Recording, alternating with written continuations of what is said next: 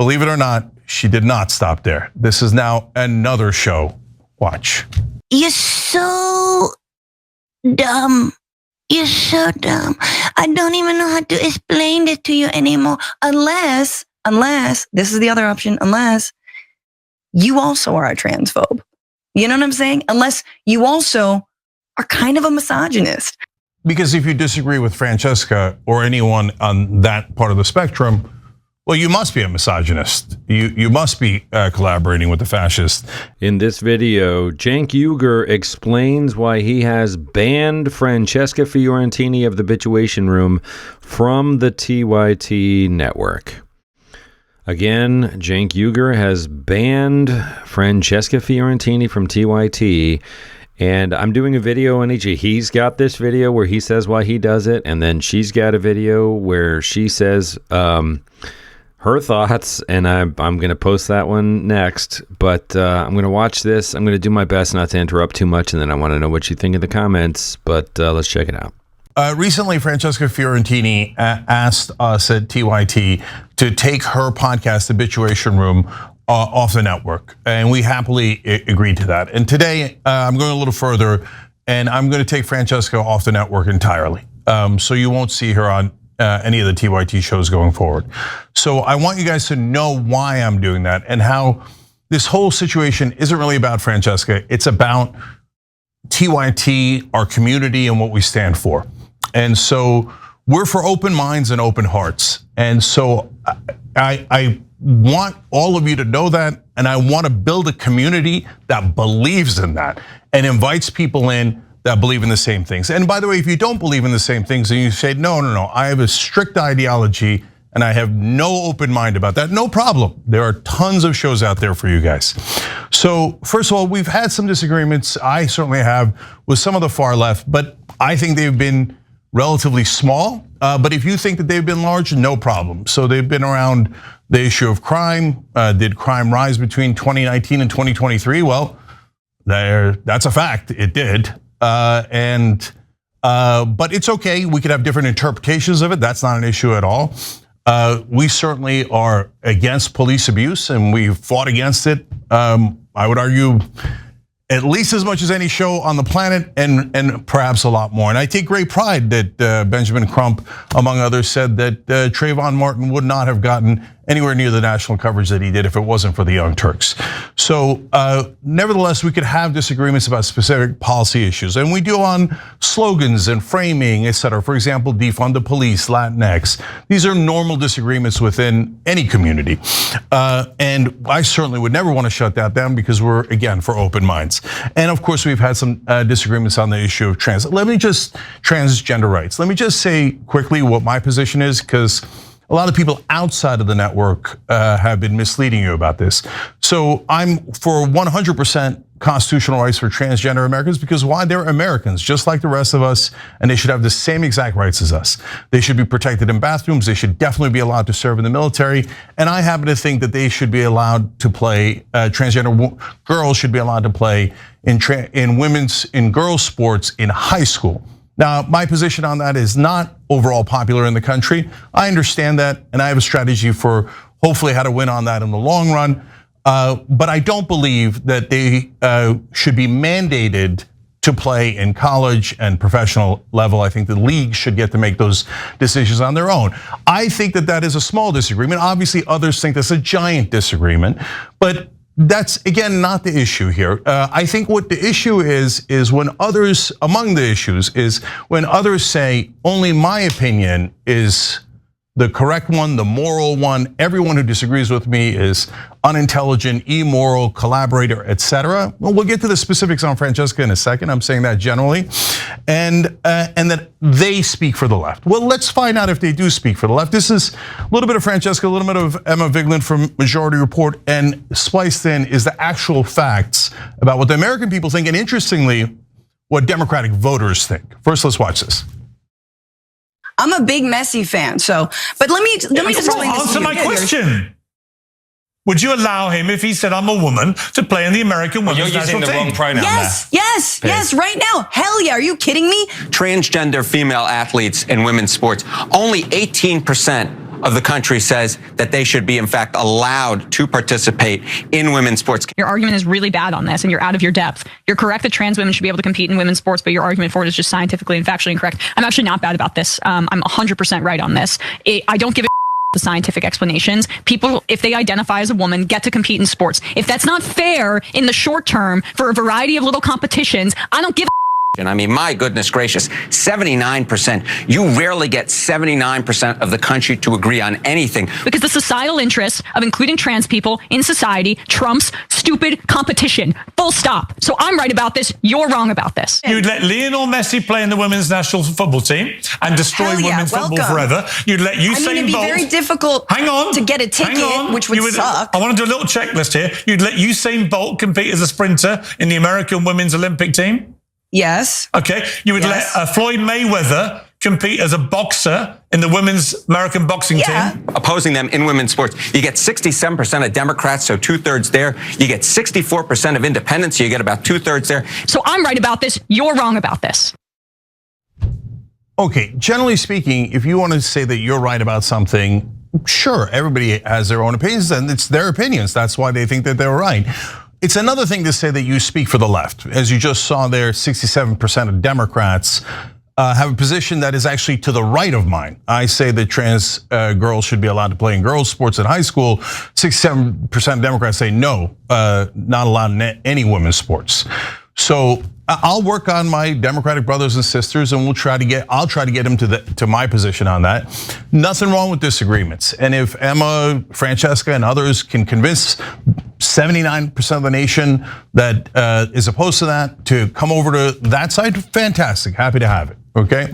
So I do just want to weigh in here for a second. It feels like a lot of this stuff with TIT and Anna Kasparian and Cenk Uygur and Emma Vigeland and Francesca Fiorentini, it all seems to come down to who gets the right to represent the left, who's a true progressive and who's a shill and who's a fraudster. And does any of it matter really? This is all just opinion politics. We're of course, people cite statistics and this percentage of voters, and again, we're talking about trans stuff. Like, how important, how vital is that? And it all seems to come back to this kind of squabbling contest of like, well, you called me a name and you said you're the left, but I'm the left, and I don't know. It's just kind of, I think people are tuning out from it because who cares, right? I mean, it's fun to sort of feel like we're in a club but when we start turning on each other, it stops having an appeal. My 2 cents. At the end, I'll be interested to hear what you think. So I think where the issue comes in is when things get personal. So we got 3 rules, generally speaking, on air here at TYT that are relatively bright lines. So one is, and I say relative, I'll explain that in a second. One is no lying. 2 is no threats of physical violence. And number 3 is don't denigrate personally the other hosts in the network over and over and over again. And I say relatively bright lines because it should be relatively easy to follow, but I get that people have disagreements about, hey, what's a lie? Are what they say about crime stats a lie or not? No, I'm not gonna nitpick that. And we get into heated debates from time to time, me and Ben Glebe in the past, me, Ben Mankiewicz, me, Michael Shore, etc. And I love those debates. And somebody might cross the line and say something they shouldn't have, but we usually hug it out. And so I'm not nitpicking here. What we're looking for is, hey, are we all rowing generally in the same direction, or are some of us drilling holes in the boat? And so are you doing it over and over again on purpose to try to create an issue? Or even if you're not trying to do it, you are creating an issue by constantly attacking our own. And I have applied this 2 other times, which I'll tell you about in a minute. This all started, unfortunately, when I went on Francesca's show and we had what seemed like a normal conversation and debate about this issue until it made a turn. And this is part of the turn. Let me show you. I'm reminded of the book by I think his name is Michael Schneider on tyranny, and he wrote, it's like 20 lessons from the 20th century about authoritarianism and fascism. And one of the things things that just come to mind when you say my strategy will protect us. Is he has this chapter, I'm going to bring it up, the first part of it called Do Not Obey in Advance. And he writes, most of the power of authoritarianism is freely given. In times like these, individuals think ahead about what a more repressive government will want and then offer themselves without being asked. A citizen who adapts in this way is teaching power what it can do. In other words, you don't have to do the sort of crackdown on the left around speech because I'm going to do it for you, or you don't have to come to me. Down. Again, you're misstating it. I'm doing the exact opposite. You're cracking down by saying, Cenk, you're out of bounds. So you should stop with your stupid opinion. And because you're implicating me. I can't believe that a guy who I used to admire and who I thought had a lot of fight is trying to scratch the back of people who absolutely would never do the same for them. So we just spent an hour and a half me explaining how I'm not scratching their back. I'm trying to get but I can show you more clips, to agree with us on things we believe in and we've always believed in. And you go back to scratching their back. At least the trains will run on time. The train's running on time, presumably a reference to Germany. I'm the collaborator, and I'm scratching the right wing's back by having my opinion. The opinion I've always had, an opinion I've had for years, and you guys have seen for years on the show. But if you don't agree with Francesca in that particular case and some other folks in the extreme left, well, you're not allowed to have that opinion. That is immoral by definition. And how dare you disagree with them? That makes you a right winger, a collaborator, et cetera. But if you say, hey, Cenk, look, I know that she's quoting someone, collaborating with an authoritarian government and saying that that's what you're doing and you're helping the right wing. And then she's not open to the idea of, hey, maybe there's a different strategy and a different opinion on this that gets us the same result protecting trans folks or whichever topic we're talking about. Okay, if you're not. And at that point, I certainly hadn't done anything. I think that was, I didn't appreciate that, but that's okay. We kept going, and she's been on the network since. Then she started to do more and more and more, and it got more and more personal. So after that discussion, this happened. I like that we can both be very Mediterranean about it and get super mad, but then rein it in and be cool and then be yeah, we're just gonna yell and then we're gonna be fine and then we're gonna get over it. So that's the kind of beer I like to have. Yes. Thank you. 2 days later. I mean, I have my own thoughts on why he's doing it. I think, if you think your brain was broken by the 2024 election, I think we're looking at a case where someone's brain was broken even harder. Okay, but look, guys, if she had said that about another host, I probably would have drawn the line there. But it's about me, so I wanted to give more leeway. My brain is broken, and by the way, that's still okay. The first time she's getting super personal, collaborator, maybe that's a political opinion. Now we're a broken brain, even though we were supposed to have a beer and we were supposed to hash it out and be okay afterwards, but apparently not okay afterwards. But then that was the tip of the iceberg. She continued again and again. Here's the next one.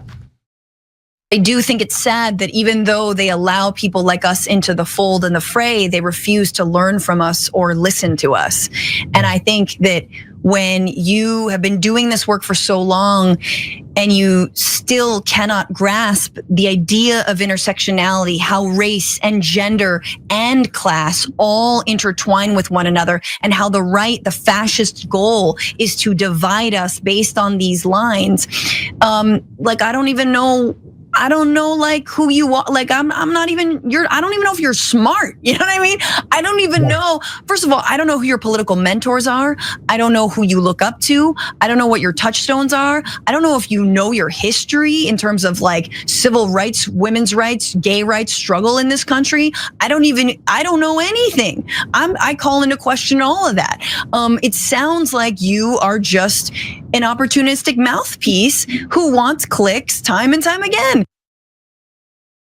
Okay, so obviously it's getting deeply personal there. Opportunistic mouthpiece, can't grasp simple concepts, not smart. But guys, and I'm not angry. Look, people have different opinions and they want to make it personal. It is what it is, right? I'm more sad about it. I'll say something at the end about that. But to me, the attitude that is toxic, and that's what I don't want at TYT. I want to build a community that is really open to conversations, is they refuse to learn from us. So the idea is, well, obviously I'm right and the only moral center of the universe, and I already told him that, and this guy wouldn't even learn from me. It's just such a deeply arrogant thought that if someone disagrees with you, they need to be re-educated, and maybe they haven't read any books at all. Okay, did she stop there? Of course not.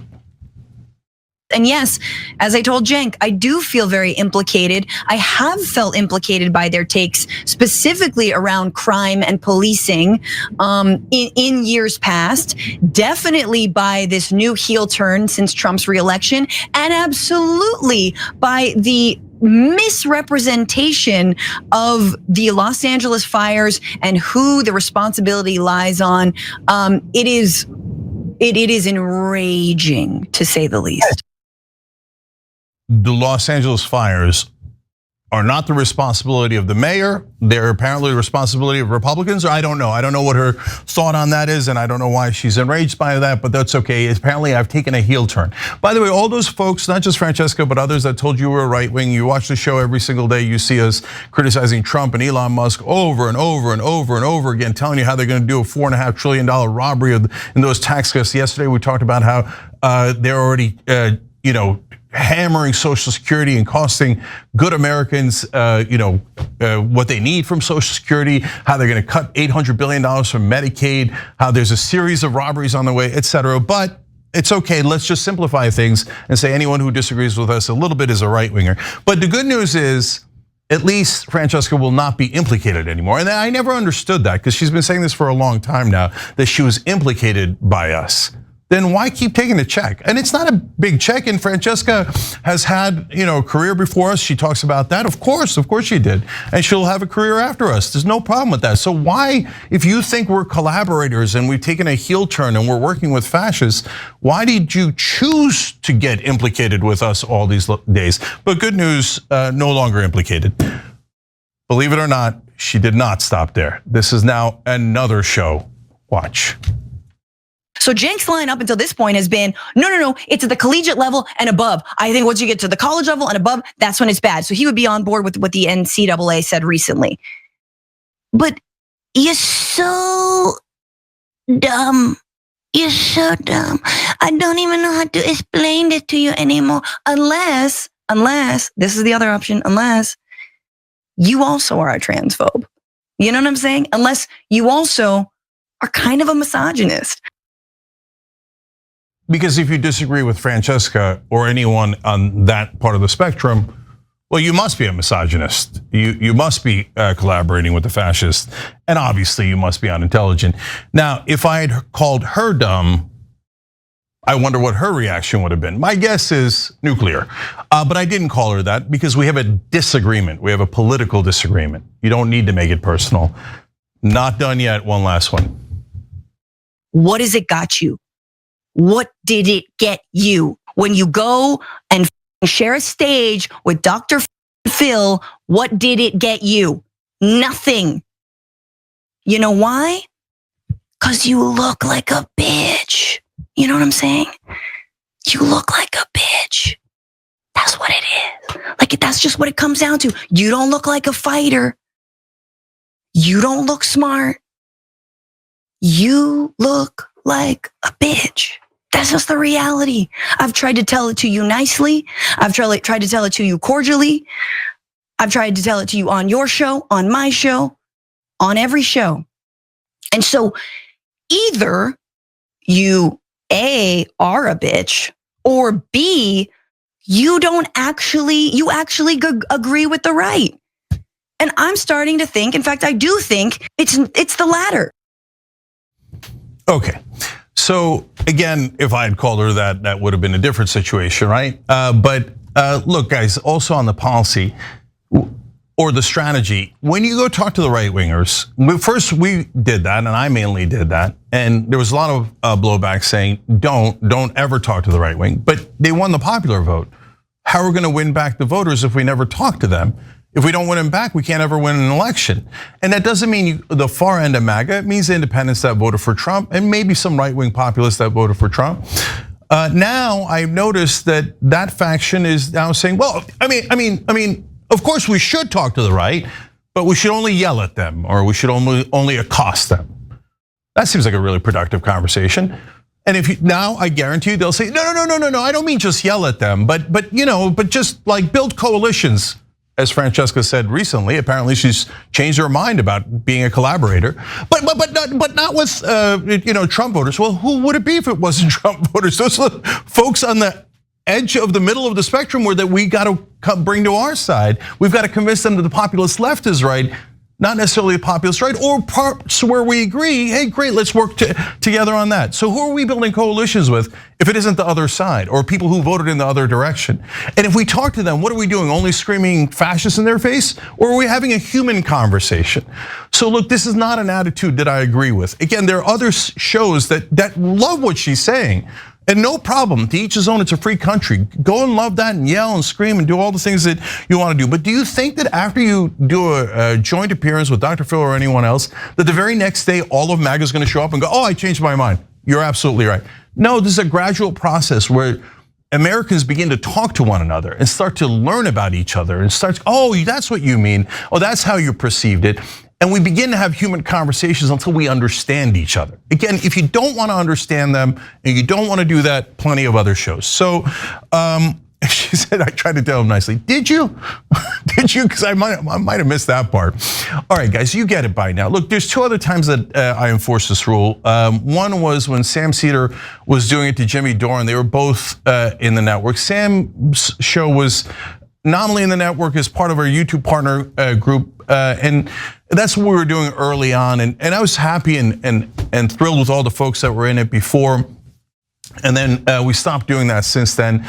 So God bless, no problem with that. And in terms of Sam and others leaving at that point, at different points from that network we were trying to set up. But while they were in the network, I said, Sam, you can disagree with Jimmy all you want. And in fact, I agree with you on the policy you're criticizing him on, but stop doing personal insults. You're doing like personal insult after personal insult.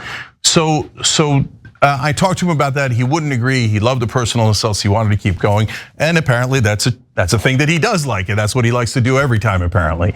And so, okay, that's Sam. But we did enforce it before. And then ironically, the second time we enforced it was against Jimmy Dore when he was doing it to Francesca. And he'd called her an effing liar.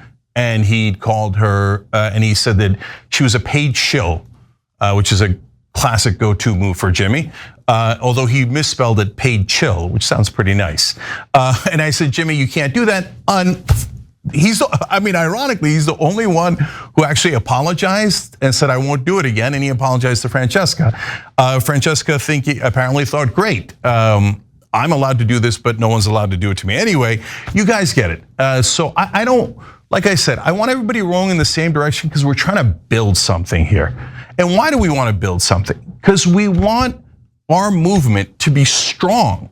We want our message to get out there. We want to win over those voters because at the bottom line in all of this is eyes on the prize. You've heard me say that year after year after year. What's the prize? The prize, by the way, note to other online hosts, is not more subscribers. The prize is passing bills because those are the only things that affect our voters, our audiences, their actual lives. Let's pass paid family leave. Let's pass Medicare for all, higher wages, etc. And I hope wherever you are on the left-wing spectrum or the middle or wherever you are, I hope that you agree. And I hope that we all work together in trying to pass those bills. So please, eyes on the prize. And so look, I'm gonna show you two charts here for a reason. So Media Matters did this chart recently. You guys, some of you might have seen it on air. And it has the right-wing shows online in red, and it has the left-wing shows online in blue, okay? What we did there, and I hope you can see it, is we put a little bit of a green circle around the TYT show. So the Young Turks is right next to Rogan. We got 12 million subscribers, one of the largest ones in the whole chart. But Rebel Headquarters is also on there. Damage Report is on there. Indisputable with Dr. Rashad Ritchie's on there. And when you put them together, that's 18.8 million. And it is one of the largest presence in online media, period. If you include our alumni, people that have been in part of the TYT network in one way or another throughout the years, then we're at 30.1 million subscribers with the way that Media Matters does it. Today, actually, when you include all the platforms that we're on, some of which Media Matters did not count, we have 27 million subscribers. Now, why do I tell you that? Because guys, we're trying to build something. Fox News has dominated discourse in this country for at least 20 years, almost 30 now. And they've made an enormous difference, and I think for the worse, for the much, much worse. We're trying to build a network that makes a difference for the better.